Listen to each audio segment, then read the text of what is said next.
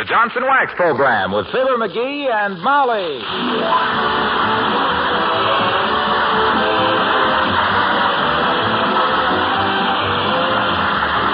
The makers of Johnson's Wax product for home and industry present Fibber, McGee, and Molly, written by Don Quinn and Phil Leslie, with music by the King's Men and Billy Mills Orchestra.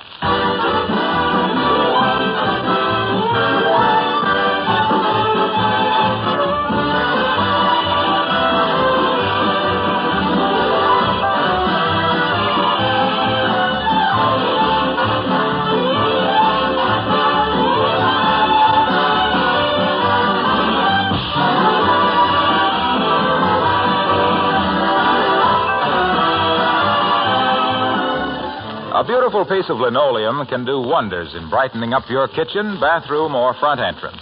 But what about keeping the linoleum itself beautiful? Well, that's an easy job for Johnson's Glow Coat, the preferred floor polish in millions of homes. And no wonder Glow Coat gets first choice. It gives your linoleum and other floors great beauty. It takes practically no work. And it protects the surface against dirt, wear, and moisture. Actually adds greatly to the life of linoleum, as well as keeping its color and pattern fresh and new-looking. Glow Coat is self-polishing, requires no rubbing or buffing. You just apply and let dry. It's that easy. Spilled things are wiped up in a jiffy, and that eases your work, too. So, for beauty, convenience, and protection, join the millions of satisfied users of Johnson's self-polishing Glow Coat.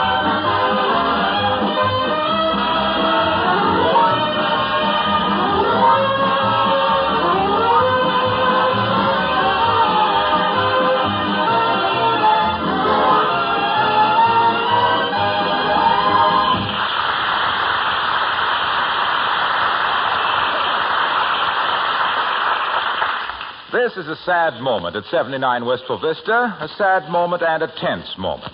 Because here in the living room, waiting for the verdict of the surgeon, the tree surgeon, on the fate of the old oak tree in the front yard, we find Fibber, McGee, and Molly.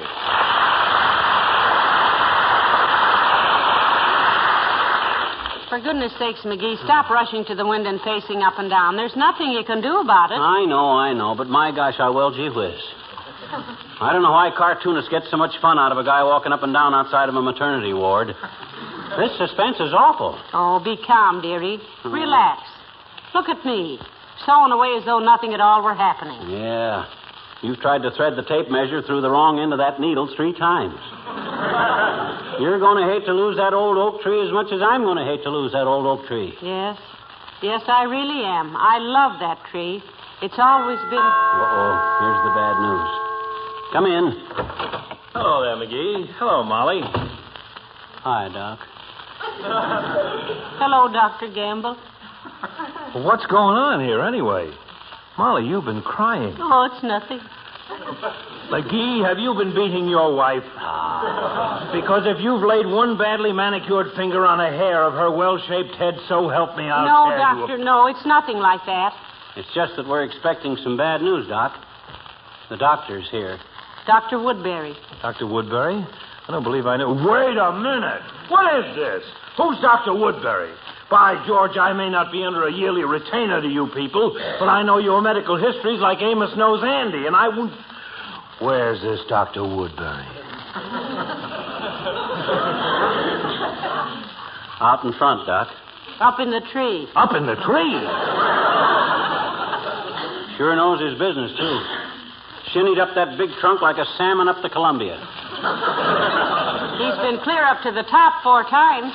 I see. Some emergency arose, so instead of calling old Doc Gamble, you consult some stranger. He goes out and starts climbing trees. Well, it's been nice knowing you folks. Good day. Hey, wait a minute, Aerosmith. You don't understand. He's a tree surgeon.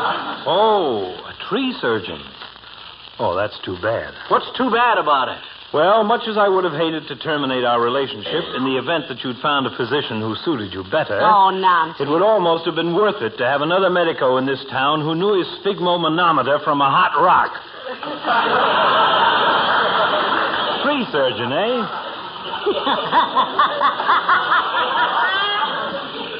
I tell you, he's the best in town, too, Doctor. He's the one who saved Toops' horse chestnut tree from a serious case of Japanese beetles last year. They say this guy can take one look at an acorn and tell you how many times the firemen are going to have to come and rescue a cat out of it when it grows up. I'd like to see this miracle man. Dear. I hope he says he can save it. Cheer up, Mommy. There's still hope. Come in. Well, I've finished my examination, Mr. McGee. Am I intruding? Not at all, Dr. Woodbury. We'd like to have you meet an old friend of ours, Dr. Woodbury, Dr. Gamble. Dr. Woodbury is a tree doctor, Dr. Gamble. And Dr. Gamble is a people doctor, Dr. Woodbury. How do you do, Doctor? Hello, Doctor. I take it all is not oak with the oak? It's a pretty serious case, I'm afraid. Tell me, Mrs. McGee, has this tree of yours any history of Dutch moth? Any childhood diseases that you know of? No, I don't think so, Doctor. Though, as I remember, it had a bad attack of woodpeckers in 1929. Woodpeckers.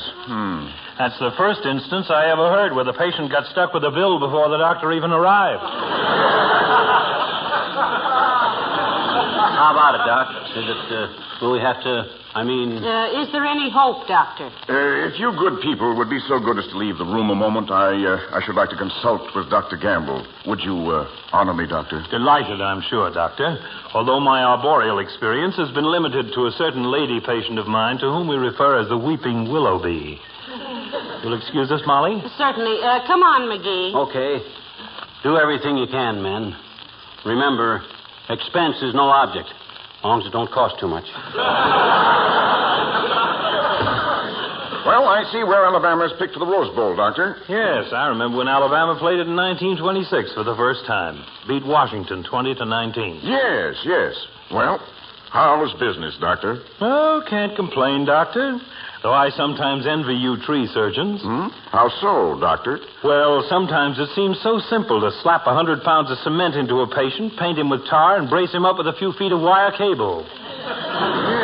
Yes, it has its points, Doctor. On the other hand, you're in no danger of a patient falling over on you and breaking your leg. Incidentally, Doctor, how about the oak tree out in front? Look bad? That isn't a tree. That's a perpendicular stack of firewood. Oh? It's been dead longer than Julius Caesar. Well, why stall around, Doctor? Why don't you tell him? Well, it looks better this way. More dignity. Oh. But you better call him in now, I guess. And try to look more serious, Doctor. Remember, we've been consulting. Oh, yes. Sometimes I'm inclined to forget I'm a doctor and act like a human being.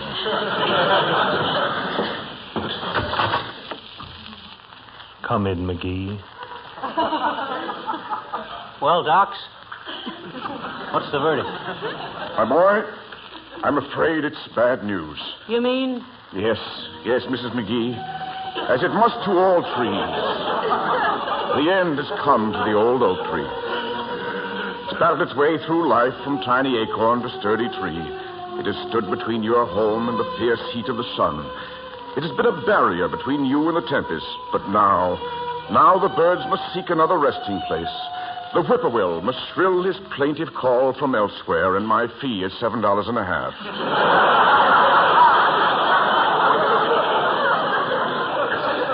Oh, and it was such a beautiful tree. Oh, forget it, Molly. With that thing chopped down, maybe the paper boy can hit the front porch now and then. Well, here's your dough, Doc. Thank you. Nice to have met you, Doctor. Thank you, Doctor. See you up in the maple tree sometime. And now, if I could remember where you put my hat, No, Doctor, not in there. No, that's the hall clock.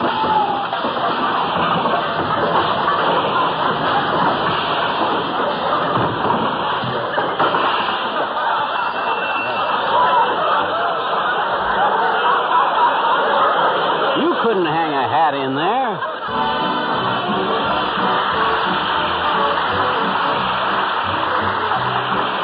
Billy Mills in the orchestra, and I Can't Believe That You're in Love with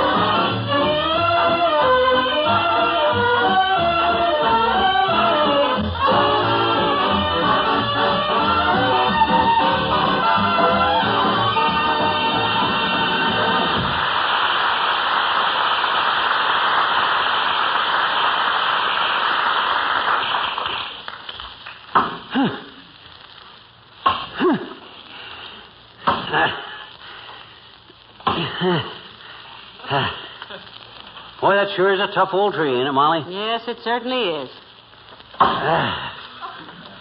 Yep. You take 50 more whacks at it, and then I'll chop for a while. You take the axe now, dearie. I don't want all the fun. Besides, I've got a crick in my back that would float the Queen Mary. Well, we better rest a while anyway. What do you mean we'd better rest? All you've done is grunt. Sure, but somebody's got to see that the works get started right. There's a lot of science to falling a tree, you know. Give me that axe and I'll show you. All right, here, you chop and I'll grunt. Thanks.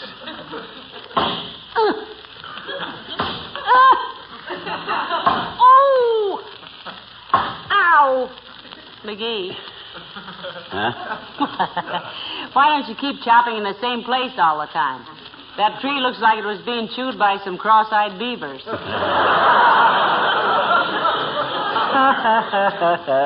It's easy to see you don't know much about lumberjacking, kiddo. Look, where do you suppose this tree's going to fall when it falls? Well, I hadn't really considered that, dearie, but for a rough guess, I'd say onto the ground. Ah, but where onto the ground? If it falls to the north, it'll crash through the roof of the house. South, it'll fall into the street and block traffic. Yes? So, I got to make it fall right straight down the center of our driveway. See? Well, how on earth can you make it do that? That's the trick, baby. That's where skill and experience comes in. You see, you got to make a deep cut into the trunk. Then right above it, you make a shallower cut. Then the tree falls to one side, you see. Are you sure you don't make a deep cut above and the shallower cut below? No, I don't think so. I always thought... Oh, hey, here comes Wilcox. Maybe he'll know. Hey, Junior, come here a minute. Hello, Molly. What's the matter, pal? Just a little matter of woodcraft, Mr. Wilcox. You ever a Boy Scout, Junior? Sure. Eagle Scout. Oh. Owl Patrol. Mm-hmm. Merit badges for bricklaying, bookbinding, picture framing, leather tooling, and housework. Housework? Yep. That's where I first heard about Johnson's self-polishing glow coat. Yeah. But what I want to ask you... that was one merit badge I won like a flash. I took some Johnson's glow coat over to the scoutmaster's house, you see, and showed his wife what it would do for her kitchen linoleum. Yeah, but look, Waxy, when you chop down a tree... I showed her how simple glow coat is to use. How you just pour a little out, spread it around with a long-handled applier, let it dry 20 minutes or less with no rubbing or buffing. Yeah, but what... And how it helps restore the beauty and sparkle of the original pattern. Yes, but himself here wants to know how to cut down a tree, so... And boy, when the scoutmaster came home that night and walked into his kitchen, he was astounded. He said, "Who is responsible for that beautiful, gleaming linoleum?" And his wife patted me on the head and said, "Eagle Scout Wilcox, Benjamin." And the scoutmaster said, "Wilcox, I must ask you to resign from the Boy Scouts." So I did. After fixing up his kitchen linoleum so it would last so much longer and make his wife's housework so much easier? That was a dirty trick. No, he was right. He just found out I was 31 years old.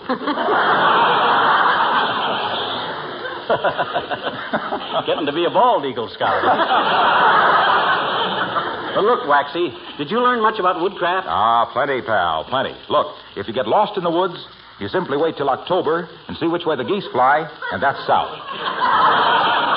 But, Mr. Wilcox, do you know how to chop down a tree and make it fall where you want to? No, I don't. We didn't chop down trees. We were taught to love trees. Doggone it, we love trees too, Waxy, but this is a dead tree. It's got to be cut down. It's dangerous. And besides, it'll give us a lot of firewood for over the holidays. Yeah. Well, what's so funny about that, Junior? I just thought of a great gag about doing your Christmas chopping early. Oh. I want to get along home and tell Spaniel Eyes before I forget it. See you later, folks.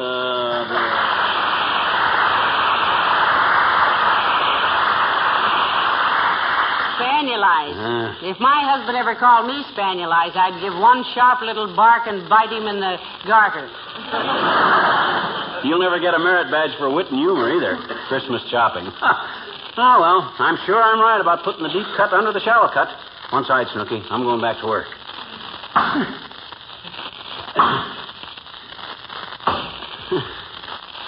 Whew. That's strenuous work, Molly. Great stuff to develop the biceps, though. You mean the biceps, dearie? You can't biceps like mine. They're a gift.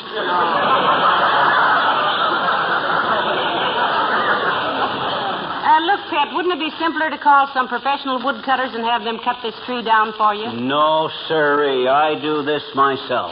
Did Abraham Lincoln squeal for help when he wanted to clear a trail to the corner drugstore? No, sir. I come from pioneer stock, and I ain't selling it short.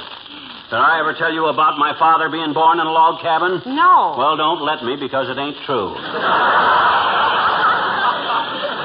All right, but I'm still doubtful about your ability to lay this tree down the center of the driveway. What do you mean, doubtful? You lay a walnut on that driveway, and I'll crack it with 4 tons of oak tree, that's all. My gosh, if I look, don't... McGee, here comes Mrs. Carstairs. Oh, that rhinestone rhinoceros. She's so aristocratic that when she blushes, she looks like a blueprint of the Chase National Bank. I think she likes us because she knows we're not after her money. Yeah, well, what good would it do us if we were after her money? The way she handles a buck, you'd think there was a game warden on every corner. Besides, she don't like me, and that's mutual. Well, maybe she is a little up... hello there, Mrs. Carstairs. So nice to see you. How do you do, my dear? Glad for once to find you without your husband. Not that I dislike him particularly, although with a little effort... Hi, Carson. Ooh. Is that you, Mr. McGee? It ain't Clement Attlee. Though I am at president of the Labor Party till I get this job done. I guess you didn't recognize him with those lumberjack clothes on, did you, Mrs. Carstairs? No. May I ask what you're doing with the long-handled hatchet, Mr. McGee? I'm chopping this tree down, Carsey. Didn't know I was a woodsman, did you? Yes, I did. My husband told me. Oh, your husband told you my husband was a woodsman? Yes, indirectly. We passed Mr. McGee on the street one day, and my husband said, lumbering sort of a fellow, isn't he? Oh, yeah, well, that sparring partner of yours is no Fred Astaire either, Carsey. He's about as graceful as an armload of coat hangers. Please, Mr. McGee, for your Tell information... Mrs. Carstairs what you plan to do about this tree, McGee. Yes, do, Mr. McGee. Well, sir, the problem is this, Carsey. I got to chop down this tree so it'll fall exactly down the driveway there. That's quite a trick of woodmanship, too. Yeah, but he can do it, Mrs. Carstairs. He can do it. Sure, I can do it. I'll drop this trunk like a nervous redcap. Well, I should never have selected you as the lumberman type, Mr. McGee. Oh, he knows his way around in the woods all right, Mrs. Carstairs. In fact, he's not out of the woods yet. I'll say. Why, up there in Minnesota years ago, I was not only the greatest woodsman of my day, Carsey, but the greatest fisherman, too. In fact, I caught so many of one species of bass, they named me after it. Big Mouth McGee, I was known as.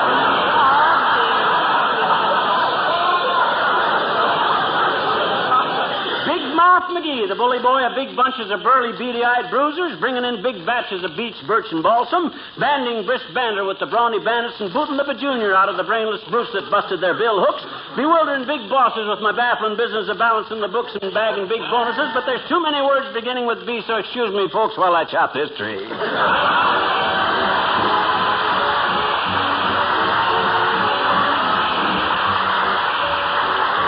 The King's Men and Come to Baby Do. I took a choo-choo fast as I could take a choo-choo. I came a long, long, long, long way to take you in my arms. And now it's your first move to prove that you've been true. Come to Baby Do. Come to Baby Do. I've been away, way, way, way, way beyond the blue horizon. I hope that no one else is on your mind. So pucker up, my sweet, and meet your Waterloo. Come to Baby Do. Come to Baby Do.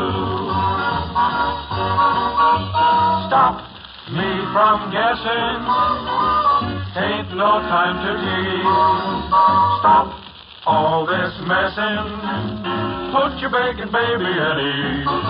I wanna love, love, love, love just the way I wanna love you. I'm gonna try to make you understand. When all is said and done, the one for me is you. Come to Baby Do.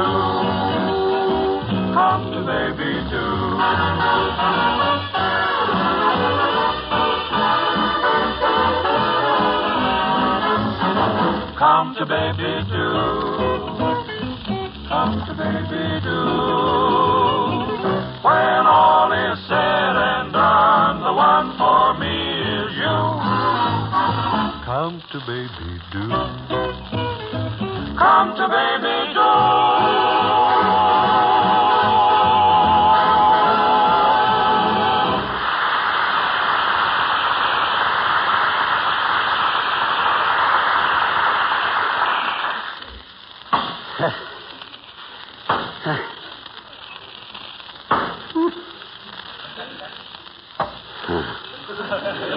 Better take it a little easy, dearie. That tree doesn't look very steady. Which way does it look like it's going to fall? Search me, McGee. I thought you said you could positively lay it right straight down the driveway, though. I positively can. I think. My calculations are right, and I'm positive they are. I trust I can... Oh, wait a minute, McGee. Here comes that girl from next door. The prize fighter's cousin. Oh, her again. What do you suppose they're Good at? day, Mr. McGee. Hello, Mrs. McGee. Hello there. When you get through using that axe, may I borrow it for Punchy McClatchy? He's my cousin, the prize fighter, you know. Yeah, we know, sis. Why do you want to borrow the axe? Well, Punchy simply must get out and do some road work today. You can't do road work with an axe, can you? No, but we have to threaten him with something. I'll be back for it later. Thank you. Mr. McClatchy must be the phlegmatic type. Huh? They have to threaten him with an axe to get him out of the house. He's the dumbest pork and beaner in the business. He uses up more seconds than a Fred Allen ad lib. Fred Allen, that is. They say McClatchy's bed linen is made of old circus tents. He can't sleep unless it's on canvas. I take it you're not one of Punchy McClatchy's greatest You admirers. can not only take it, you can keep it. McClatchy is a victim of fate. He is? He's got a Sunday punch, and all his fights are on Saturday. Oh, well, so much for the manly art of assault and battery. You think I can take a few more wallops at that tree? Well, I don't know, dearie. It's getting awfully wobbly. A breath of Chanel No. 5 would bring it down right now. Well, if it does, it'll fall right smack down the driveway, mark my words. But mark 'em in pencil. I could be wrong. Do my ears deceive me, or did I hear the little man admit he could be wrong? Oh, hello there, Mr. Mayor. Hi, Latrivia. Ever chop down a tree? You must have me confused with George Washington, McGee. I'm just mayor, not president. No, he's serious, Your Honor. He has a slight problem. Yeah, look. When you want a tree to fall in a certain direction, do you make a big cut under a small cut or a small cut under a big cut? On what side? Well, now, that's quite the most interesting problem which has confronted me today, McGee. And I have had some little dandies. Such as what, Your Honor? Such as the case we have in the corner lot at 17th and Oak Street. Oh. A carnival there was exhibiting a dead whale on a flat car. Night before last, the carnival moved out, leaving the whale. Now, a white elephant is popularly supposed to represent the acme of indisposability. But what does one do with a dead whale? Well, you've got quite a problem there, Mr. Mayor. Can't you dig a hole and bury it? And what would we do with the 100 tons of dirt that the whale replaced? Dig another hole and bury that? That approaches perpetual motion. I got an idea, Latriv. Yes? Yep. That vacant lot ain't far from the county line, is it? A few hundred yards, I believe. What of it, McGee? Well, suppose some dark night the flat car should break loose and run a half mile down the track. That'd be kind of take it out of your hands, wouldn't it, Latriv? My boy, I thank you. Oh. You have solved the case of the fragrant mammal.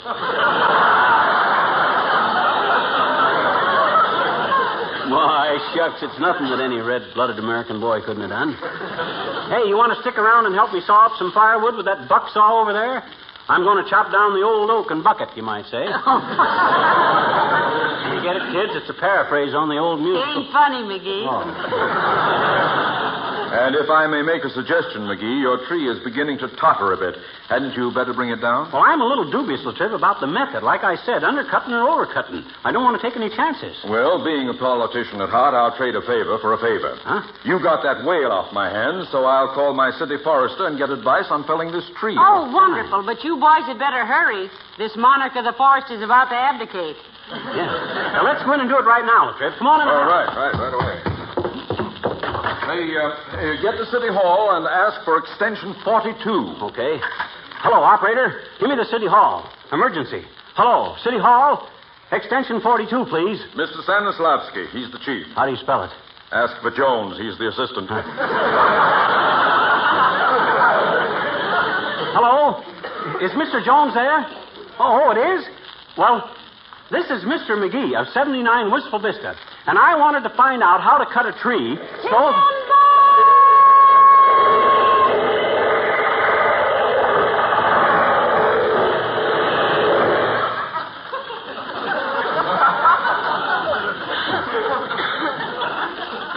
Hello? Hello, Mr. Jones? Is that you, Mr. Jones? Well, thanks anyway, Mr. Jones. Goodbye. Come on, Lieutenant. Well, you did it, McGee. Very efficient, McGee. Right down the driveway. Well, Natch. I told you I could do it. Now I'll drive downtown and get a few guys to help me trim the branches off.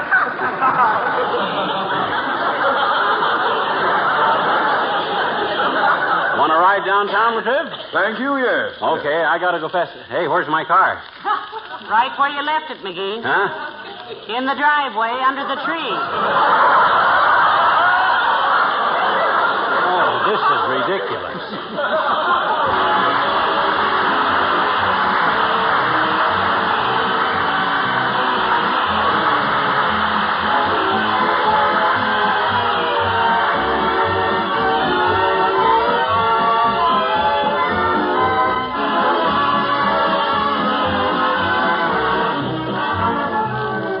You know, if it did nothing more than make every room more beautiful, you'd be grateful enough for Johnson's Wax.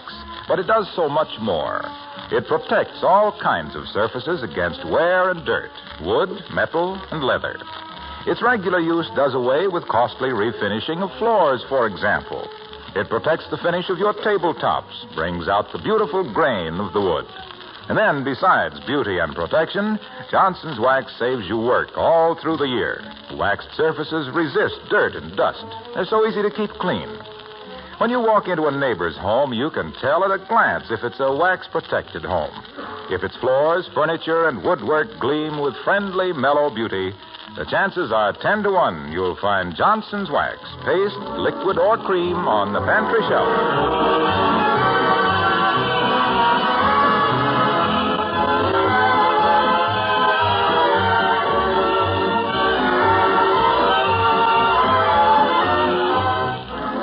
Was the car badly damaged, dearie? That's exactly what Latrivia asked me. He did? Yes, he said, does this mean a new car, old top? And you said? And I said, nope.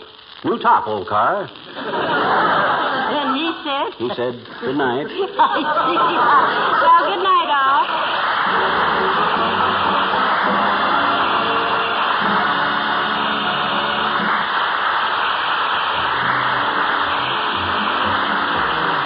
This is Harlow Wilcox, speaking for the makers of Johnson's Wax products for home and industry, inviting you to be with us again next Tuesday night. Good night. This is the National Broadcasting Company.